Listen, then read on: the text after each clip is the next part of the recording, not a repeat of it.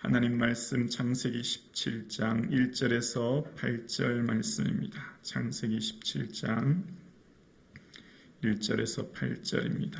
구약성경 20년입니다. 함께 한 목소리로 합독하시겠습니다.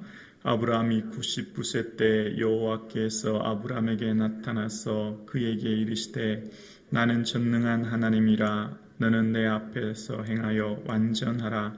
내가 내 언약을 너와 너 사이에 두어 너를 크게 번성하게 하리라 하시니 아브라함이 엎드렸더니 하나님이 또 그에게 말씀하여 이르시되 보라 내 언약이 너와 함께 있으니 너는 여러 민족의 아버지가 될지라.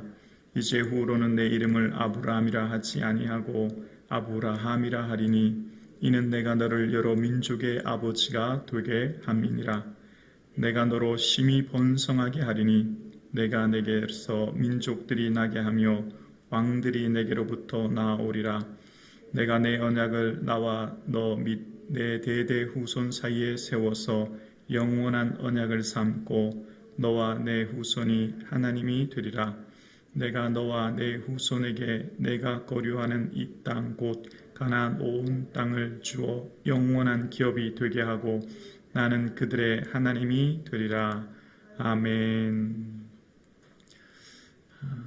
차가운 날씨 가운데 주의 전에 나와 예배드리시는 성도님의 삶에 은혜와 평강이 넘치기를 주의 이름으로 축복합니다. 아멘. 하나님은 매우 인격적인 분이십니다. 우리가 주님을 인하여 기뻐하고 즐거워하면 주님도 마음의 기쁨과 즐거움이 있지만 우리가 힘들고 지치할 때 주님도 아파하시지요. 마치 한 가족 구성원 중에 예를 들어 아들 녀석이 사춘기라서 매일 투덜거리고 방문을 닫고 잘 안 나오면 부모님 마음이 불편하듯이 우리도 우리의 마음이 하나님을 인하여 기뻐하고 즐거워하면 주님도 기쁘고 즐거우시지만 반면 우리가 마음에 여러 가지 아픔과 상처로 얼룩져 있는 우리를 보시면 주의 마음도 아픈 것을 보게 되어집니다. 오늘 본문은 이 본문이 시작 전 마지막 16장 16절 9절이 이렇게 끝나죠. 하갈이 아브라함에게서 이스마엘을 낳을 때 아브라함이 86세였더라 라고 하면서 끝이 나는 것을 보게 되어집니다. 하나님은 아브라함과 사랑의 관계를 맺고 계시죠. 그래서 이 하나님과 아브라함의 관계를 야고보는 아브라함이 하나님을 믿으니 이것을 의로 여기셨다는 말씀이 이루어졌고 그는 하나님의 보시라 칭함을 받았다라고 이야기합니다. 하나님과 아브라함의 관계는 친구 사이라는 거예요. 우리로 말하면 절친. 그렇게 하나님은 아브라함에게 자신을 낮추시고 친구 사이로 교제하시고 함께 둘만의 특별한 약속을 맺으십니다. 무슨 약속이셨죠? 이전에 창세기 15장에 횃불 언약이라고 암소를 놓고 쪼개시면서 그 사이로 지나면서 하나님이 아브라함에게 내게 영원히 이 땅을 내게 주고 내 자손을 하늘의 해처럼 바다의 모래알처럼 많게 할 거야. 내 몸에서 날씨가 내 자손이 될 거야. 그렇게 약속하셨죠. 그리고 하나님과 아브라함만의 둘만의 언약 약속을 맺은 거예요. 마치 연인들이 약속하듯이. 그런데 문제가 생깁니다. 바로 지난 장이었죠. 16장에 하나님이 그렇게 하나님과 아브라함의 신실한 약속이 그만 깨어지고 맙니다. 바로 아브라함이 기다리지 못하고 이스마엘을 임신하고 출산하게 된 거예요. 하나님이 아브라함에게 얼마나 많이 약속하셨습니까? 처음에 떠날 때부터 아브라함아 내가 큰 민족 되게 할 거야.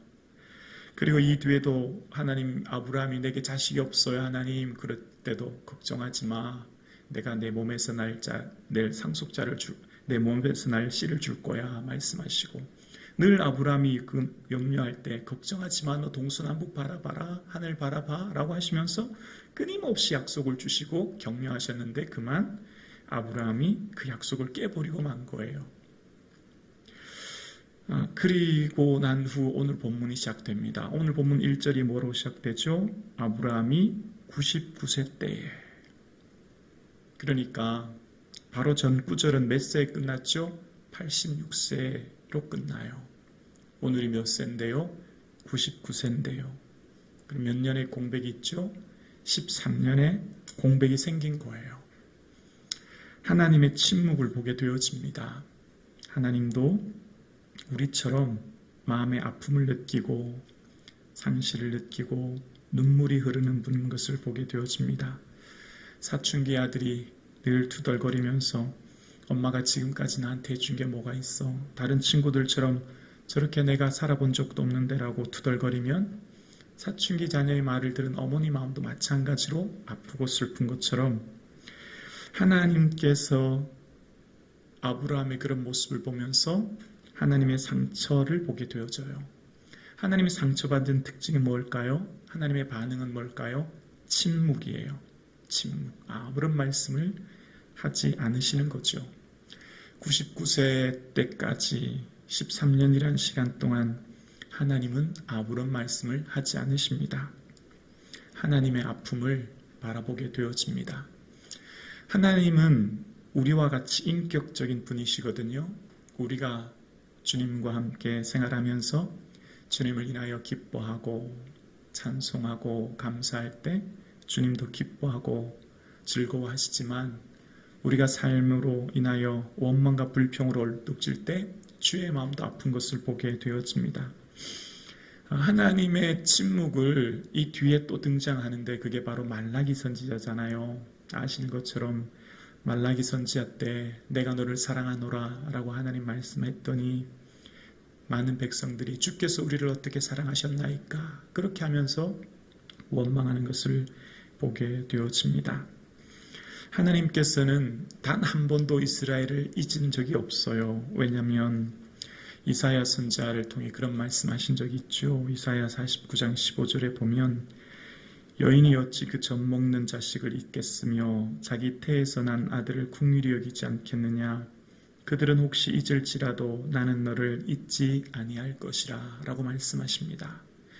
여인이 젖 먹는 여인을 품고 단 한 시간도 잊지 않고 품고 있듯이 나는 너희를 잊은 적이 없어. 너희가 혹 나를 잊을지는 몰라도 나는 결코 너희를 잊지 않는단다. 그렇게 말씀하세요. 그리고 하나님께서는 이사야서에 보면 내 배에서 태어남으로부터 내게 안겼고 태에서 남으로 내게 업힌 너희요. 내가 노년에 이르기까지 내가 그리하겠고 백발이 되기까지 내가 너를 품을 것이라. 내가 너를 지었은즉 내가 업을 것이요 내가 품고 구하여 내리라. 하나님은 젖먹이 아이를 품고 기르듯이 또한 이스라엘이 노년이 되기까지 그 머리가 휘어 백발이 되기까지 하나님께서는 품고 업고 안고 계신다 말씀하십니다. 하나님은 우리를 단 한순간도 잊은 적이 없고 하나님은 우리를 품고 업고 계신 줄로 믿습니다. 그 하나님이 오늘도 우리와 함께 하시는 거예요. 그 하나님이 우리의 삶의 걸음걸음을 지키시는 거죠. 그렇게 하나님은 단 한순간도 그들을 잊어버리거나 그들을 생각 속에서 지워버린 적이 없는데 이스라엘 백성들이 원망했던 것처럼 오늘 아브라함의 모습 99세까지 하나님은 13년이라는 시간 동안 침묵하시는 모습을 보게 되었습니다. 바로 아브라함의 믿음 없음으로 인하여 그 약속을 깨어버리고 아브라함이 이스마엘을 낳은 후였습니다. 사랑하는 성도님, 하나님은 단 한순간도 우리를 잊은 적이 없으시고 우리의 언약을, 우리와 약속을 기억하고 계시고 우리의 기도도 기억하고 계시며 우리의 모든 언행 심사를 살펴보고 계신 줄로 믿습니다. 그 하나님 바라보시고 그 하나님 앞에서 조금만 더 참고 인내하는 저와 여러분 되실 수 있기를 주의 이름으로 축원합니다. 그래서 하나님께서는 아브라함에게 오랜 동안 침묵하신 후에 드디어 말씀하시는데 그게 바로 1절에 나와요. 1절에 보면 아브라함이 99세 때 여호와께서 아브라함에게 나타나서 그에게 이르시되 나는 전능한 하나님이라 너는 내 앞에서 행하여 완전하라 말씀하십니다. 하나님이 아브라함에게 말씀하시는 거예요. 아브라함아, 나는 전능한 하나님이야. 나는 못할 것이 없는 창조주야. 너 알고 있니? 너는 내 앞에서 행해서 완전해 라고 말씀하시는 거예요. 여기서 전능한이라는 단어는 엘샬다이라는 히브리어인데요. 이것은 우리가 아는 것처럼 기르는 분이라는 의미가 있어요. 하나님이 기르셨다는 거예요. 하나님이 지금까지 업고 안고 여기까지 왔다는 거예요. 아브라함아, 내가 너를 낳았고 내가 너를 지금까지 길러서 여기까지 온 거야 라고 말씀하시는 겁니다. 어떤 어머니가 아이를 놓아서 탯줄을 끊지 않고 버려두는 어머니가 누가 있겠습니까? 어린 아이가 아이를 품고 있듯 하나님께서는 아브라함을 품고 여기까지 기르시고 입히시고 먹이셨음을 말씀하시는 것입니다. 그러면서 너는 내 몸이 나이가 많이 들고 사라의 경수가 끊어짐으로 인하여 걱정되고 염려되니 내 생각으로 안 될 것 같니? 걱정하지 마. 나는 전능한 하나님이야. 못할 것이 없는 죽은 자를 살리고 없는 것을 있는 것으로 부르는 그런 하나님이야 라고 하시면서 하나님의 능력을 말씀하고 계시는 것입니다. 아브라함의 두려움과 근심과 염려 가운데 그가 기다리지 못하는 상황 가운데 있을 때 하나님은 다시금 하나님이 어떤 분인지를 말씀하고 계시는 것입니다. 하나님은 말씀으로 천지를 창조하셨고 그 하나님이 온 우주 만물을 친히 경영하고 계시며 섭리하고 계신 그 하나님이 우리의 아버지 되어주시는 줄로 믿습니다. 혹 우리의 삶에 이해하지 못하는 여러 가지 어려움과 고난, 또 이해할 수 없는 문제들, 또 응답되지 않은 기도로 인하여 마음이 낙심되고 지칠 때 전능하신 하나님 바라볼 수 있기를 주의 이름으로 축복합니다. 그러면서 너는 내 앞에서 행하라고 말씀하십니다. 어린 아이는 어머니의 눈빛, 어머니의 사랑의 눈길 안에 있을 때만 안전하죠. 어머니의 사랑의 눈길을 벗어나는 순간 위험해지죠. 반대로 어머니는 어린아이가 아장아장 걷기 시작해도 어린아이가 어딜 가든지 눈길을 단 한순간도 떼어본 적이 없죠. 늘 아이는 어머니의 눈 앞에 있는 거죠. 우리의 삶이 늘 하나님 앞에 있는 거죠. 아브라함도 아브라함의 인생이 하나님 앞에서 살아가고 있는 거죠. 하나님 앞에서의 삶을 매 순간 살아가고 있는 거예요. 그러면서 하나님께서 너는 내 앞에 늘 있단다.